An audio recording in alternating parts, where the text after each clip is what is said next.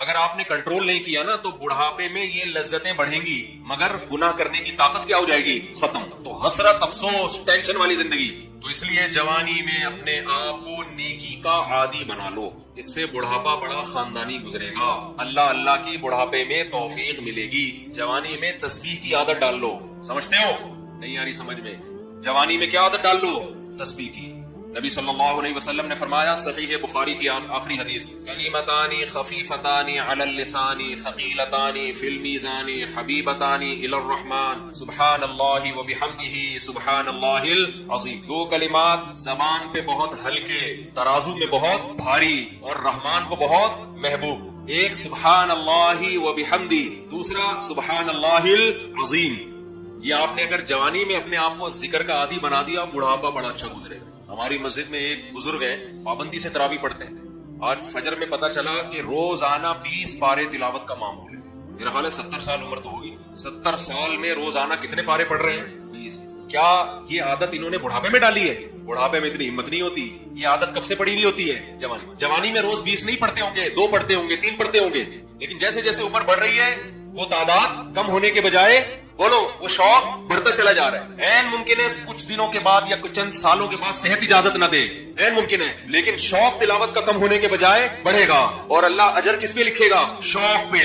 حدیث میں آتا ہے کسی کا کوئی معمول تھا، صحت خراب ہونے کی وجہ سے معمول چھوٹ گیا تو اللہ اس کے اعمال میں وہ نیکی لکھتے رہتے ہیں۔ جیسے کسی نے ہمیشہ رمضان میں روزے رکھے ہو، بڑھاپا آ گیا، شوگر، بیماریوں کی وجہ سے روزہ نہیں رکھ پا رہا، اب یہ تھوڑی کہ اللہ اس کا اجر ضائع کریں گے، اللہ کہیں گے تو نے ہمیشہ رکھے ہیں، اب مجبور ہے تو میں تیرے اعمال میں روزے لکھتا چلا جاؤں گا۔ آج آپ نے اپنے آپ کو میرے بھائی اللہ کا تھوڑا تھوڑا اللہ کا ذکر کی عادت ڈالو۔ میں نہیں کہہ رہا آپ سے زیادہ نہیں ہوتا تو وحشت نہ پیدا، تھوڑا کر لو۔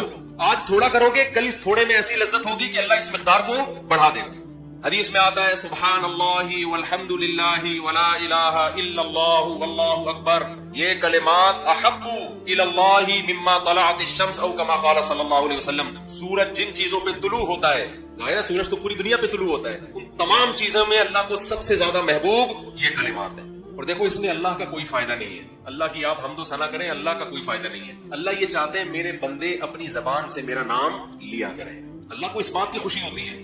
ہمارے حضرت ایک شعر پڑھا کرتے تھے، یہ جو اہل اللہ ہوتے ہیں نا ان کو ذکر کی بڑی عادت پڑ جاتی ہے، بار بار اللہ کا نام لیتے لیتے نا، شروع میں تو انسان کو عادت نہیں ہوتی، جب نام لیتا ہے بار بار ذکر، پھر اس کا ٹائم اللہ کے ذکر کے بغیر پاس نہیں ہوتا، پھر اس کو ایک کمی محسوس ہوتی ہے۔ کسی کو چائے کی عادت پڑ جائے، چرس کی عادت پڑ جائے، سگریٹ کی عادت پڑ جائے، نہیں ملے تو تڑپتا ہے نا، تو جس کو ذکر کی عادت پڑتی ہے نا، اس کو جب ذکر کا ٹائم نہ ملے تو اس کا دل پریشان ہو، اس کو اللہ کے نام میں چسکا آنے لگتا ہے۔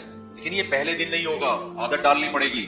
روز آنا اس کا معمول بنا لیں، 100 دفعہ صبح 100 دفعہ شام تسبیح کا معمول بنا لیں۔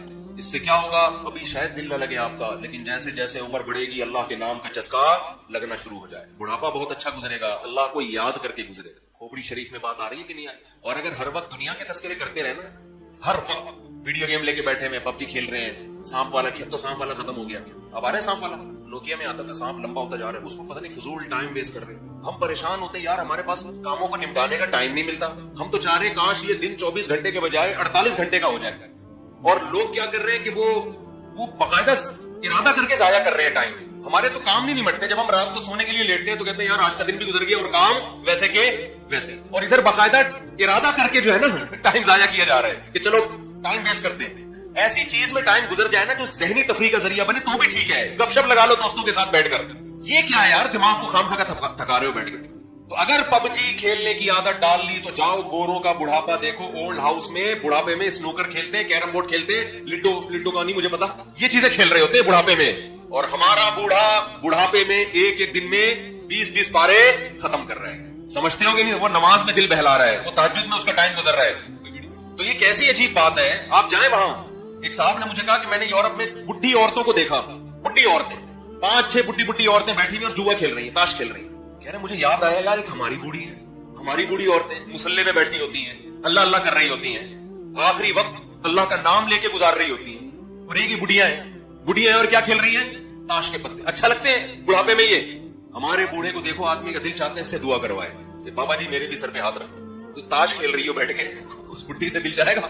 اسے تو آدمی نصیحت کرے گا کچھ اور کر لے، تھوڑے دنوں میں اتنا راشا آئے گا نا ہاتھوں میں، تھوڑے دنوں میں کہ ایک پتے کے بجائے 2 گر رہے ہوں گے۔